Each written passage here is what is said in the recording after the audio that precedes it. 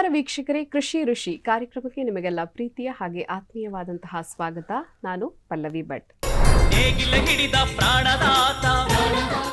ಋಗ್ವೇದದಷ್ಟೇ ಹಳೆಯದು ನಮ್ಮ ಈ ಭಾರತೀಯ ಕೃಷಿ. ಹಾಗೇನೆ ರೈತನಿಲ್ಲದೆ ಅನ್ನವಿಲ್ಲ. ಹಾಗಾಗಿ ಈ ಒಂದು ಕಾರ್ಯಕ್ರಮದ ಮುಖಾಂತರ ಕೋಟಿ ನಮನವನ್ನ ನಮ್ಮ ರೈತರಿಗೆ ಸಲ್ಲಿಸುತ್ತಾ ಈ ಕಾರ್ಯಕ್ರಮದಲ್ಲಿ ಬಹಳ ವಿಶೇಷವಾಗಿ ಇವತ್ತು ನಮ್ಮೊಂದಿಗೆ ಕೃಷಿ ತಜ್ಞರಾಗಿರುವಂತಹ ವಿನೋದ್ ಕುಮಾರ್ ಅವರು ನಮ್ಮ ಜೊತೆಗಿದ್ದಾರೆ. ಅವರು ತರಕಾರಿ ಹಾಗೂ ಸೇವಂತಿಗೆಯ ಬಗ್ಗೆ ಸಾಕಷ್ಟು ಮಾಹಿತಿಯನ್ನು ತಿಳಿಸ್ಕೊಡ್ತಾರೆ.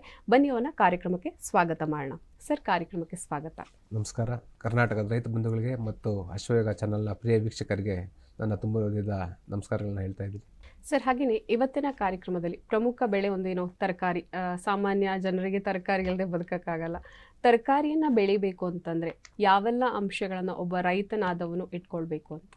ನೋಡಿ, ಮೊದಲು ತರಕಾರಿ ಅಂದರೆ ನಾವು ನೆಲದ ಮಟ್ಟದಲ್ಲೇ ಬೆಳೀತಾ ಇದ್ವಿ, ಭೂಮಿ ಮೇಲೆ ಬೆಳೀತಾ ಇದ್ವಿ. ಅಂದರೆ ಭೂಮಿ ಮೇಲೆ ಅಂದರೆ ಅದಕ್ಕೆ ಯಾವುದೇ ಮೇಲ್ಗಡೆ ಅಂತ ಸಪೋರ್ಟ್ ಕೊಡದಿರಂತ ಬೆಳೀತಾ ಇದ್ವಿ.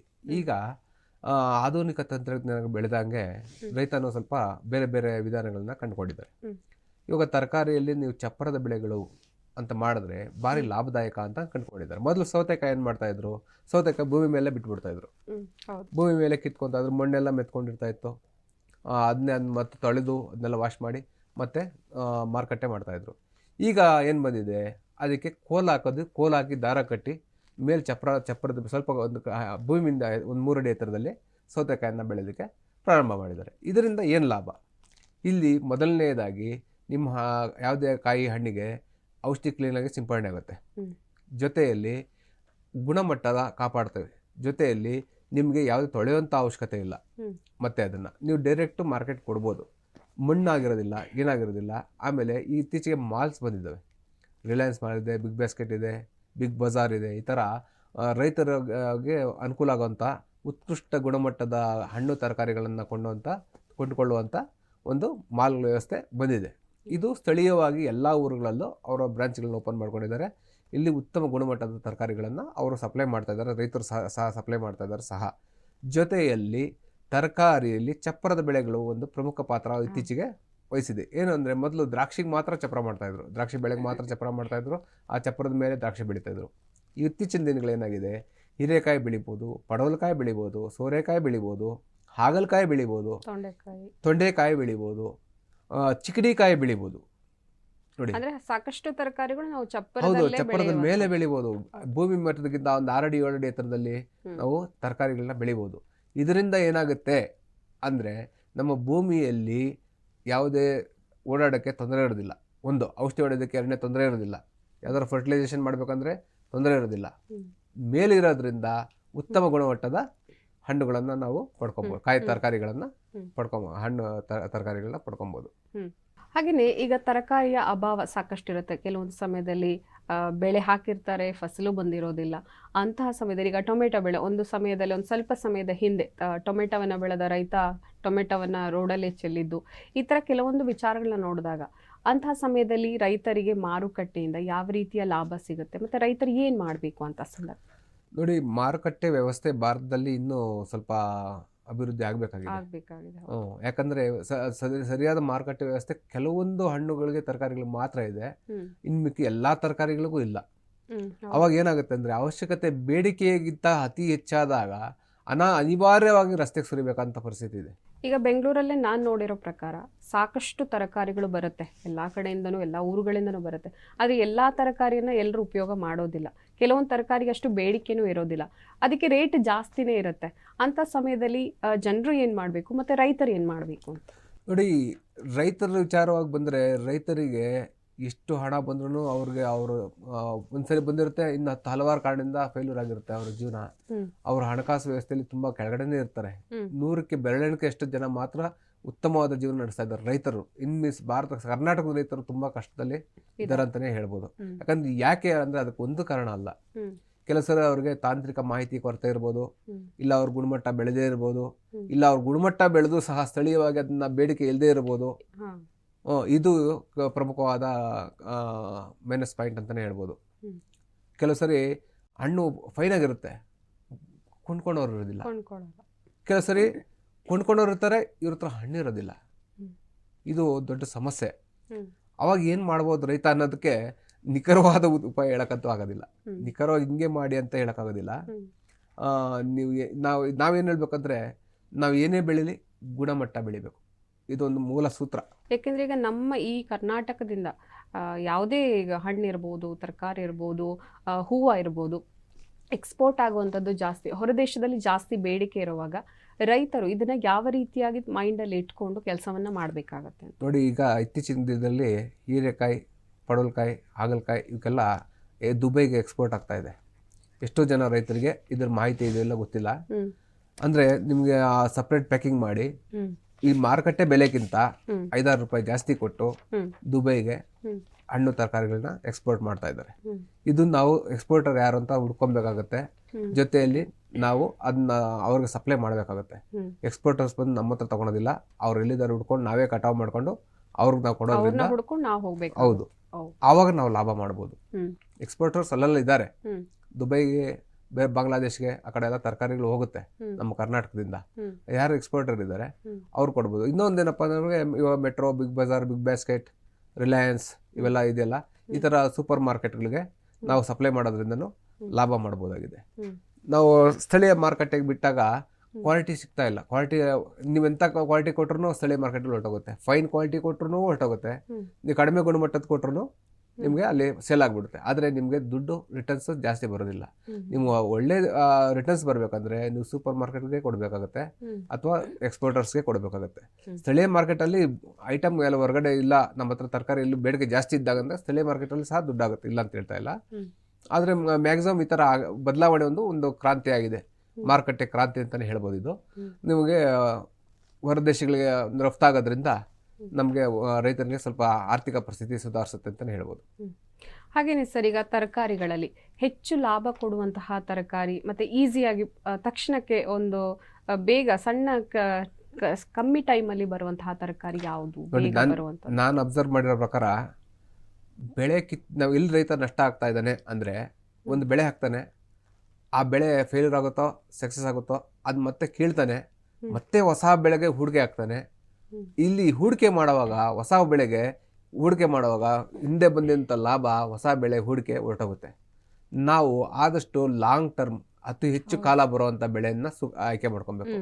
ಜೊತೆಯಲ್ಲಿ ಇದು ನೋಡಿ, ಅದರಲ್ಲಿ ಒಂದು ಉದಾಹರಣೆ ಕೊಡ್ತೀನಿ. ಯಾವ್ದು ಮಾಡ್ಬೋದು ಅಂದರೆ ಚಿಕ್ಕಡಿ, ತೊಂಡೆಕಾಯಿ. ಈ ಚಪ್ರದ ಮೇಲೆ ಬರುವಂಥ ಚಿಕ್ಕಡಿ ಜನವರಿ ತಿಂಗಳಲ್ಲಿ ನಾಟಿ ಮಾಡಿದ್ರೆ ನಿಮಗೆ 1 ವರ್ಷದ್ದಕ್ಕೂ ಕಾಯಿ ಬರುತ್ತೆ. ಮುಂದಿನ ವರ್ಷದವರೆಗೂ ನೀವು ಬೆಳೆ ಕಿತ್ತು ಬೆಳೆ ಹಾಕೋ ಕೆಲಸ ಇಲ್ಲ. ಈ ಚಿಕ್ಕಡಿ ಕಾಯಿ ಹಾಕೋದ್ರಿಂದ ಒಂದು ಒಳ್ಳೆ ಲಾಭ ಮಾಡ್ಬೋದು. ಜೊತೆಯಲ್ಲಿ ತೊಂಡೆಕಾಯಿ ಹಾಕಿದ್ರೆ ಒಂದು 2-3 ವರ್ಷ ನಿಮಗೆ ಕಂಟಿನ್ಯೂಸ್ ಕಾಯಿ ಬರ್ತಾ ಇರುತ್ತೆ. ಅದು ಏನಾಗುತ್ತೆ ಅಂದರೆ ಫ್ಲಕ್ಚುಯೇಷನ್ ಇರುತ್ತೆ. ಒಂದೇ ಸರಿ ಫ್ಲವರಿಂಗ್ ಆಗಿಬಿಡುತ್ತೆ, ಒಂದ್ಸರಿ ಫ್ಲವರಿಂಗ್ ಕಡಿಮೆ ಆಗುತ್ತೆ, ಒಂದ್ಸರಿ ಫ್ಲವರಿಂಗ್ ಡ್ರಾಪ್ ಆಗುತ್ತೆ. ಇವು ಫ್ಲಕ್ಚುಯೇಷನ್ ಇರುತ್ತೆ.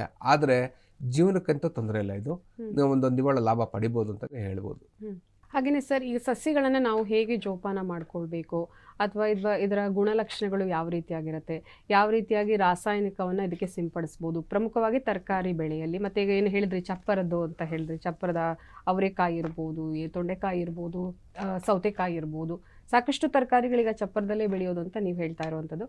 ಸೊ ಇಂತಹ ಸಮಯದಲ್ಲಿ ಗುಣಲಕ್ಷಣಗಳು ಯಾವ ರೀತಿಯಾಗಿ? ಅಲ್ಲ, ನಾವು ನೋಡಿ ಔಷಧಿ ಬಗ್ಗೆ ಕಾಳಜಿ ಇಟ್ಕೊಬೇಕಾಗುತ್ತೆ. ಒಂದು ಮೊದಲನೇದಾಗಿ ಔಷಧಿ ಯಾವುದೇ ತರಕಾರಿಯನ್ನು ನಾವು ಡೈರೆಕ್ಟ್ ನಾವು ಮಾರಾಟ ಮಾಡಿದಾಗ ಸೀದಾ ಅದು ಹೋಗೋದು ಜನಸಾಮಾನ್ಯರಿಗೆ. ಹೌದು, ಇದು ನಾವು ಗಮನದಲ್ಲಿ ಇಟ್ಕೊಬೇಕು. ಯಾವುದೇ ಕೀಟನಾಶಕ ಆಗಲಿ ಅಥವಾ ರೋಗನಾಶಕ ಆಗಲಿ ನಾವು ಸಿಂಪಡಣೆ ಮಾಡಿ ತಕ್ಷಣ ಮಾರುಕಟ್ಟೆಗೆ ಕಳಿಸ್ಬಾರ್ದು. ನಾವು ನಾಳೆ ಅಥವಾ ನಾಳದ್ದು ಯಾವುದೇ ಕೆಮಿಕಲ್ಗೆ 24 hours ಅದ್ರ ಪವರ್ ಇರುತ್ತೆ. ಏನು ಕೆಮಿಕಲ್ ರಿಯಾಕ್ಷನ್ ಪವರ್ ಇರುತ್ತೆ. ಆಫ್ಟರ್ 24 hours ಅದು ತನ್ನ ಪ್ರಭಾವವನ್ನು ಕಡಿಮೆ ಮಾಡಿಕೊಡುತ್ತೆ. ಜನಕ್ಕೆ ಯಾವುದೇ ರೀತಿಯಲ್ಲಿ ಹಾನಿ ಆಗೋದಿಲ್ಲ. ನಾವು ರೈತರು ಏನು ಮಾಡ್ತಾರೆ, ಇವಾಗ ತಕ್ಷಣ ಮಾರ್ಕೆಟ್ಗೆ ಹೋಗಬೇಕು, ಇವಾಗ ಔಷಧಿ ಹೊಡೆದ್ಬಿಟ್ಟು ಅದನ್ನ ಕ್ಲೀನಾಗಿ ತೊಳೆದಿರಗಿಳಿದ್ರೆ ಹಂಗೆ ಮಾರ್ಕೆಟ್ ಬಿಟ್ಬಿಡ್ತಾರೆ. ಕೆಲವರು ಎಲ್ಲ ಮಾಡ್ತಾರೆ ಅಂತ ಹೇಳ್ತಾ ಇದ್ದಿಲ್ಲ, ಕೆಲವರು ಥರ ಮಾಡ್ಬೋದು. ಆ ಥರ ಮಾಡಬೇಡಿ ದಯವಿಟ್ಟು. ಯಾಕಂದರೆ ಜನರಿಗೆ ನಾವು ಕೊಡ್ತಾ ಇರೋದು ಆಹಾರ ಆಗಿರಬೇಕು ಹೊರತು ವಿಷ ಆಗಿರಬಾರ್ದು. ಇದರ ಬಗ್ಗೆ ರೈತರು ಗಮನ ಇಟ್ಕೊಬೇಕಾಗುತ್ತೆ. ಇತ್ತೀಚೆಗೆ ಜನರದ್ದು ಸಣ್ಣ ಮಟ್ಟಿನ ಒಂದು ಬೇಜಾರು ಇದೆ. ಯಾಕೆಂತಂದ್ರೆ ಜಾಸ್ತಿ ತರಕಾರಿಗಳಲ್ಲಿ ಜಾಸ್ತಿ ಕೆಮಿಕಲ್ ಇರುತ್ತೆ, ಹಣ್ಣುಗಳಲ್ಲಿ ಜಾಸ್ತಿ ಕೆಮಿಕಲ್ ಇರುತ್ತೆ. ಫಾರ್ ಎಕ್ಸಾಂಪಲ್ ನಾವು ನೋಡೋದಾದ್ರೆ ಒಂದು ಆ್ಯಪಲ್ ಅನ್ನು ತಗೊಂಡಾಗ ಅದನ್ನ ಉಳಿಸೋದಿಕ್ಕೆ ಅಂತಾನೆ ಮೇಲ್ಗಡೆಯಿಂದ ಏನೋ ಒಂದು ಕೆಮಿಕಲ್ ಅನ್ನ ಯೂಸ್ ಮಾಡ್ತಾರೆ. ಸೊ ಇದು ಜನರಿಗೆ ಯಾವ ರೀತಿ ಹಾನಿ ಆಗುತ್ತೆ, ಇದರಿಂದ ರೈತರಿಗೆ ಏನು ಸಮಸ್ಯೆ ಆಗುತ್ತೆ, ಇದನ್ನ ನಾವು ನೋಡೋದಾದ್ರೆ ನಾನು ಹೇಳ್ತಾ ಇದ್ದೀನಿ, ಮಧ್ಯವರ್ತಿಗಳು ಸ್ಟೋರೇಜ್ ಮಾಡೋಂಥ ಕೆಲವು ಪದಾರ್ಥಗಳು, ತರಕಾರಿನ ಅದು ಆ ಥರ ಕೆಮಿಕಲ್ ಕೋಟ್ ಮಾಡೋಕ್ಕಾಗೋದಿಲ್ಲ. ತರಕಾರಿಗೆ ಯಾರು ಕೆಮಿಕಲ್ ಕೋಟ್ ಮಾಡೋದಿಲ್ಲ. ಫ್ರೂಟ್ ವಿಚಾರದಲ್ಲಿ ಬಂದಾಗ ಕೆಮಿಕಲ್ ಕೋಟ್ ಮಾಡ್ತಾರೆ. ತರಕಾರಿನ ನಾವು ರೈತರಾಗಿ, ನಾವೊಬ್ಬ ಭಾರತ ಪ್ರಜೆಯಾಗಿ, ನಾವು ರೈತರಾಗಿ ಏನು ನಮ್ಮ ಜನಕ್ಕೆ ಏನು ಒಳ್ಳೇದು ಕೊಡ್ಬೋದು ಅಂದರೆ, ನಾವು ಯಾವುದೇ ಕಾರಣಕ್ಕೂ ಕೆಮಿಕಲ್ ಹೊಡೆದು ತಕ್ಷಣ ಮಾರ್ಕೆಟಿಗೆ ಬಿಡಬಾರ್ದು. ನಾವು ಅದನ್ನು ತೊಳೆದು ತಿನ್ನಬೇಕು. ಆಮೇಲೆ ಜನ ಏನು ಮುನ್ನೆಚ್ಚರಿಕೆ ವಹಿಸ್ಬೋದು ಅಂದರೆ, ನಿಮ್ಮ ತರಕಾರಿಗಳನ್ನು ಸ್ವಲ್ಪ ದಿನ ಫ್ರಿಜ್ಜಲ್ಲಿ ತಂದಿದ ತಕ್ಷಣ ಫ್ರಿಜ್ಜಲ್ಲಿ ಇಟ್ಬಿಡ್ತಾರೆ. ಫ್ರಿಜ್ಜಲ್ಲಿ ಇಡಬೇಡಿ, ಅದನ್ನ ತೊಳೆದು ವಾಶ್ ಮಾಡಿ ನಂತರ ನಿಮ್ಗೆ ಎಲ್ಲಿ ಬೇಕು ಅನ್ಸುತ್ತೆ ಅಲ್ಲಿ ವಾಶ್ ಮಾಡಿ ಒರೆಸ್ಬಿಟ್ಟು ಆಮೇಲೆ ಯೂಸ್ ಮಾಡಿ. ಯಾಕಂದರೆ ತಕ್ಷಣ ಹೊಡೆದಿರೋ ಔಷಧಿ ಮೇಲ್ ಮಾತ್ರ ಇರೋದಿಲ್ಲ, ಅಂತರ್ವ್ಯಾಪಿ ಅಂತಾನು ಹೇಳಿದ್ದೀನಿ, ಒಳಗಡೆ ಅಂಶನೂ ಇರುತ್ತೆ. ಅದು ನಮ್ಗೆ ತಕ್ಷಣ ರಿಯಾಕ್ಷನ್ ಮಾಡಿದ್ರು ನಮ್ಮ ಸೆಲ್ಸ್ ಡ್ಯಾಮೇಜ್ ಮಾಡೋಂಥ ಮುಂದೆಗಡೆ ಲಾಂಗ್ ಟರ್ಮು ಹಲವಾರು ನಮ್ಮ ಔಷಧಿ ಪತ್ರದ ಮೇಲೆ ಬರೀತಾರೆ ಆ ಥರ ಕೆಲಸ ಮಾಡುತ್ತೆ ಅಂತ. ಇದೆಲ್ಲ ನಮ್ಮ ಡೈರೆಕ್ಟ್ ಬಿದ್ದರೆ ಏನಾಗುತ್ತೆ ಅಂತ ಅದ್ರ ಬಗ್ಗೆ ಎಚ್ಚರಿಕೆ ವಹಿಸಬೇಕು. ಯಾವುದೇ ಕಾರಣಕ್ಕೂ ಔಷಧಿ ಹೊಡೆದು ತಕ್ಷಣ ಮಾರುಕಟ್ಟೆಗೆ ಯಾವುದೂ ಸಾಗಾಟ ಮಾಡಬಾರ್ದು. ಈಗ ತರಕಾರಿಯ ಬಗ್ಗೆ ಸಾಕಷ್ಟು ಮಾಹಿತಿಯನ್ನು ತಿಳಿಸ್ಕೊಟ್ಟು, ಇದರ ಜೊತೆಗೆ ಒಂದು ಸೇವಂತಿಗೆ ಹೂ, ಇದರ ಬೆಳೆಯ ಬಗ್ಗೆ ಸಾಕಷ್ಟು ಮಾಹಿತಿಯನ್ನು ತಿಳ್ಕೊಳ್ಳೋದಕ್ಕೆ ರೈತರು ಸಾಕಷ್ಟು ಜನ ಪ್ರಮುಖವಾಗಿ ಸೇವಂತಿಗೆ ಬೆಳೆಯನ್ನೇ ಮಾಡ್ಕೊಂಡಿರ್ತಾರೆ. ಈಗ ಗುಲಾಬಿ ಜೊತೆಗೆ ಸೇವಂತಿಗೆನ ಬೆಳೆಯುವಂಥದ್ದು. ಸೇವಂತಿಗೆನ ಬೆಳೆಯೋದಕ್ಕೆ ಯಾವೆಲ್ಲ ಅಂಶಗಳನ್ನು ರೈತ ಅಳವಡಿಸ್ಕೊಳ್ಬೇಕು? ನೋಡಿ, ಸೇವಂತಿಗೆನೇ ಸಿಂಗಲ್ ಆಗಿ ಬೆಳಿಬೋದು, ಜೊತೆಗೆ ಅಂತರ್ ಬೆಳೆಯಾಗಿ ಸಹ ಬೆಳಿಬೋದು. ಗುಲಾಬಿಯಲ್ಲಿ ಅಂತರ್ ಬೆಳೆಯಾಗಿ ಸೇವಂತಿ ಬೆಳಿಬೋದು, ಅಥವಾ ಸೇವಂತಿ ಒಂದೇ ಒಂದು ಬೆಳಿಬೋದು. ಸೇವಂತಿಗೆ ಹೇಳ್ತಾ ಇರುವಂತದ್ದು ಈಗ ಒಂದು ಕಡೆ ಗುಲಾಬಿ ಅದರ ಪಕ್ಕದಲ್ಲೇ ಸೇವಂತಿ, ಅದು ಹೌದು, 2 ಸಾಲು ಇವಾಗ 10 ಅಡಿ ಗುಲಾಬಿ ಹಾಗೂ ಒಂದು ಗುಲಾಬಿ ಅಂತರ ಇದ್ರೆ ಮಧ್ಯ ಜಾಗದಲ್ಲಿ ಒಂದು ಬೆಡ್ ಮಾಡಿ ನೀವು ಏರ್ಮಡಿಗಳ ಮೇಲೆ ಸೇವಂತಿಗೆ ಬೆಳಿಬೋದು, ತೊಂದರೆ ಇಲ್ಲ. ಅಂದ್ರೆ ಅದಕ್ಕೆ ಬಳಸೋಂಥ ಔಷಧಿ, ಇದಕ್ಕೆ ಬಳಸೋಂಥ ಔಷಧಿ ಹೆಚ್ಚು ಕಮ್ಮಿ ಒಂದೇ ಆಗಿರೋದ್ರಿಂದ ನಿಮ್ಗೆ ಆಮೇಲೆ ಜೊತೆಯಲ್ಲಿ ಇದು ಸೇವಂತಿಗೆ ನಿಮ್ಗೆ ಒಂದು 3 ರಿಂದ 5 ತಿಂಗಳಲ್ಲಿ ಕಟಾವು ಶುರುವಾಗಿ 5-6 ತಿಂಗಳಲ್ಲಿ ಸೇವಂತಿಗೆ ಮುಗಿಯುತ್ತೆ. ನಂತರ ನೀವು ಗುಲಾಬಿ ಬೆಳೆ ಕಂಟಿನ್ಯೂ ತೊಗೊಬೋದು. ಅಂತರ್ ಬೆಳೆಯಾಗಿ ಸೇವಂತಿಗೆ ಮಾಡ್ಬೋದು. ನೀವು ಒಂದೇ ಜಾತಿಯ ಔಷಧಿಗಳನ್ನು ಸ್ವಲ್ಪ ಹೆಚ್ಚು ಕಮ್ಮಿ ಬಳಸೋದ್ರಿಂದ ನೀವು ಸೇವಂತಿಗೆ ಗುಲಾಬಿ ಅಂತರ್ ಬೆಳೆಯಾಗಿ ನೀವು ಮಾಡ್ಕೊಬೋದು, ತೊಂದರೆ ಇಲ್ಲ. ಸೇವಂತಿಗೆಯಲ್ಲಿ ಇತ್ತೀಚೆಗೆ ಗಿಡ ಸಾಯುವಂತ ಕೆಲವು ಸಮಸ್ಯೆ ಬರ್ತಾ ಇದೆ. ಅದು ಸೆಂಟೆಲ್ಲೋ ಅನ್ನೋ ಒಂದು ವೆರೈಟಿಯಲ್ಲಿ. ಅದಕ್ಕೆ ಏನು ಮಾಡಬೇಕು ಅಂದರೆ, ನೀವು ನರ್ಸರಿಯಿಂದ ಒಂದು ಉತ್ತಮ ಗುಣಮಟ್ಟದ ಮದರ್ ಪ್ಲಾಂಟಿಂದ ತೆಗೆದಿರೋಂಥ ಸಕ್ಕರ್ಗಳನ್ನ ತೊಗೊಬೇಕಾಗತ್ತೆ. ಆ ಸಕ್ಕರ್ಸ್ಗೆ ನೀವು ನಮ್ಮ ವಾತಾವರಣಕ್ಕೆ ತಂದಾಗ 3 ದಿವಸ ನಾವು ನಮ್ಮ ವಾತಾವರಣದಲ್ಲಿ ಹೊರಗಡೆ ಇಡಬೇಕಾಗತ್ತೆ. ಡೈರೆಕ್ಟ್ ಪಾಲಿ ಹೌಸಿಂದ ಬಂದಿರ್ತಾವಲ್ಲ, ನಮ್ಮ ವಾತಾವರಣಕ್ಕೆ ಅದು ಬಿಡಬೇಕಾಗತ್ತೆ. ಜೊತೆಯಲ್ಲಿ ನಾವು ರೂಟ್ ಟ್ರೀಟ್ಮೆಂಟ್ ಮಾಡಬೇಕು. ಆಲಿಯೇಟ್ ಅನ್ನೋ ಒಂದು ಔಷಧಿ ಬರುತ್ತೆ, ಅದನ್ನ ರೂಟ್ ಟ್ರೀಟ್ಮೆಂಟ್ ಮಾಡಿ, ಅಂದರೆ ಅದನ್ನ ಆಲಿಯೇಟ್ ಬುಡಗಳಿಗೆ ನೆನೆಸಬೇಕು. ಜೊತೆಯಲ್ಲಿ ನೆಕ್ಸ್ಟು ಅದನ್ನ ನಾಟಿ ಮಾಡಿದ್ಮೇಲೆ ನೆಕ್ಸ್ಟು ಇಸಾಬಿಯನ್ ಅನ್ನೊಂದು ಸಮುದ್ರ ಕಳೆ ಬರುತ್ತೆ, ಅದರ ಔಷಧಿ, ಅದನ್ನು ಬುಡಕ್ಕೆ ಡ್ರೆಂಚಿಂಗ್ ಮಾಡಬೇಕು. ಮತ್ತು 3ನೇ ವಾರ ಕ್ಯಾಪ್ಟಾನ್ ಅನ್ನೋಂಥ ಔಷಧಿನ ನೀವು ಬುಡಕ್ಕೆ ಡ್ರೆಂಚಿಂಗ್ ಮಾಡಬೇಕು. 4ನೇ ವಾರ ಮೆಟ್ಲಾಕ್ಸಿಲ್ ಅಥವಾ COC ನೀವು ಡ್ರೆಂಚಿಂಗ್ ಮಾಡಬೇಕು. ಈ ಥರ ಬುಡವನ್ನು ನೆನೆಸೋದ್ರಿಂದ ಬುಡ ಸದೃಢವಾಗುತ್ತೆ. ಕಾಲರ್ ರಾಟ್ ಬರುತ್ತೆ, ರೂಟ್ ರಾಟ್ ಬರುತ್ತೆ. ರೂಟ್ ರಾಟ್ ಅಂದರೆ ನಿಮಗೆ ಬೇರು ಕೊಳೆ ರೋಗ. ಬೇರು ಕೊಡ್ತಾ ಅಂದರೆ ಮೇಲ್ಗಿಡ ಸತ್ತೋಗುತ್ತೆ. ಕಾಲರ್ ರಾಟ್ ಅಂದರೆ ನೀವು ತೇವಾಂಶ ಹೆಚ್ಚಾಗಿ ಕಾಂಡ ಕೊಳೆ ರೋಗ ಅಂತಾರೆ. ಅದನ್ನ ಕಾಂಡ ಕೊಳೆ ರೋಗ ಅಂತಾರೆ. ಆ ಕಾಲರ್ ಅಲ್ಲಿ ಕೊಳ್ತೋಯ್ತು ಅಂದರೆ ಗಿಡ ಎಲ್ಲ ಮೇಲ್ ನೋಡಿದಾಗ ಚೆನ್ನಾಗಿರುತ್ತೆ, ಆದರೆ ಕಾಲರಲ್ಲಿ ಡ್ಯಾಮೇಜ್ ಆಗಿ ಎಲ್ಲ ನರ್ವ್ ಸಿಸ್ಟಮ್ ಕಟ್ಟಾಗಿ ಗಿಡ ಒಣಗೋಗ್ಬಿಡುತ್ತೆ. ಇದನ್ನ ನಾವು ರೋಗ ಏನು ಸಮಸ್ಯೆಯನ್ನು ನಾವು ಕಂಡುಹಿಡ್ಕೊಳ್ಳೋಂಥದ್ದು ಆಗಬೇಕಾಗಿದೆ. ಹಾಗೆಯೇ ಈಗ ಒಂದು ಸಸಿಯನ್ನು ಬೆಳಿಬೇಕು ಅಥವಾ ನಾಟಿ ಮಾಡಬೇಕು ಅಂತಂದರೆ ಉತ್ತಮ ಸಮಯ ಯಾವುದು ರೈತನಿಗೆ? ನೋಡಿ, ಈಗ ಅನ್ಸೀಸನಲ್ ಸಹ ಶಾಮಂತಿ ಬೆಳಿಬೋದು. ಅಂದರೆ ಚಳಿಯಲ್ಲಿ ಗಿಡ ಬೆಳೆಯೋದಿಲ್ಲ. ಅಂಥ ಸಂದರ್ಭದಲ್ಲಿ ಲೈಟಿಂಗ್ ವ್ಯವಸ್ಥೆ ಮಾಡಿದರೆ ಚಿಕ್ಕಬಳ್ಳಾಪುರದ ರೈತರು, ಅಂದರೆ ಬೆಳಿಗ್ಗೆ ನಿಮಗೆ 7 ಗಂಟೆಯಿಂದ ಸಂಜೆ 5ರವರೆಗೂ ಬಿಸಿಲಿರುತ್ತೆ, ಬೆಳಕಿರುತ್ತೆ. ಬೆಳಕಿದ್ರೆ ಮಾತ್ರ ಆಹಾರ ಹರಿತು ಕೆಲಸ ಮಾಡೋದು, ಬಿಸಿಲಿದ್ರೆ ಮಾತ್ರ ಆಹಾರ ತಗೊಳೋದು. ಈ ಬೆಳಗಿಂದ ಸಂಜೆ ಆಹಾರ ತೊಗೊಂಡಿರುತ್ತೆ. ಚಳಿಗಾಲದಲ್ಲಿ ಬೇಗ ಕತ್ಲೆ ಆಗೋದ್ರಿಂದ ಇದು ತೊಗೊಂಡಿರೋಂಥ ಆಹಾರ ಪರಿವರ್ತನೆ ಆಗ್ತಾ ಇಲ್ಲ. ಅದಕ್ಕೆ ಇತ್ತೀಚೆಗೆ ರೈತರು ಅದು ಲೈಟಿಂಗ್ ವ್ಯವಸ್ಥೆ ಕಂಡುಹಿಡ್ಕೊಂಡಿದ್ದಾರೆ. ಲೈಟ್ ಮಾಡೋದ್ರಿಂದ, ಬೆಳಕಿರೋದ್ರಿಂದ ಇನ್ನು ಪೀರಿಯಡ್ ಆಫ್ ನಿಮಗೆ ಬೆಳಕಿನ ಸಮಯ ಜಾಸ್ತಿ ಆಗುತ್ತೆ. ಲೈಟ್ ವ್ಯವಸ್ಥೆ ಫುಲ್ ಹಗಲಿನಂತೆ 100 ಲೈಟ್ಗಳು ಹಾಕಿರ್ತಾರೆ. ಅವಾಗ ಏನಾಗುತ್ತೆ ಅಂದರೆ ಬೆಳಕಿನ ವ್ಯವಸ್ಥೆ ಜಾಸ್ತಿ ಆಗಿಬಿಟ್ಟು ಗಿಡದ ಕೆಲಸ ಮಾಡುವಂಥ ಸಮಯ ಕೂಡ ಜಾಸ್ತಿ ಆಗುತ್ತೆ. ಆವಾಗ ಗಿಡದ ಬೆಳವಣಿಗೆ ಚೆನ್ನಾಗಿ ಬರುತ್ತೆ. ಜೊತೆಯಲ್ಲಿ ಒಳ್ಳೆ ಇಳುವರಿ ಸಹ ಪಡಿಬೋದು. ನಮಗೆ ಮದುವೆಗಳಿಗೆ ಫಂಕ್ಷನ್ಗಳಿಗೆ ಅಂತ ಬರೋಂಥ ಟೈಮಲ್ಲಿ ಹೂವು ಬರೋದ್ರಿಂದ ಹಬ್ಬಗಳಿಗೆ ಹೂವು ಬರೋದ್ರಿಂದ ನಮಗೆ ಒಳ್ಳೆ ಲಾಭ ಸಹ ರೈತರಿಗೆ ಆಗ್ತಾ ಇದೆ. ಇದು ಒಂದು ಉತ್ತಮವಾದ ಬದಲಾವಣೆ ಸಹ ಮಾಡ್ಕೊಂಡಿದ್ದಾರೆ, ರೈತರು ಕಂಡುಹಿಡ್ಕೊಂಡಿದ್ದಾರೆ.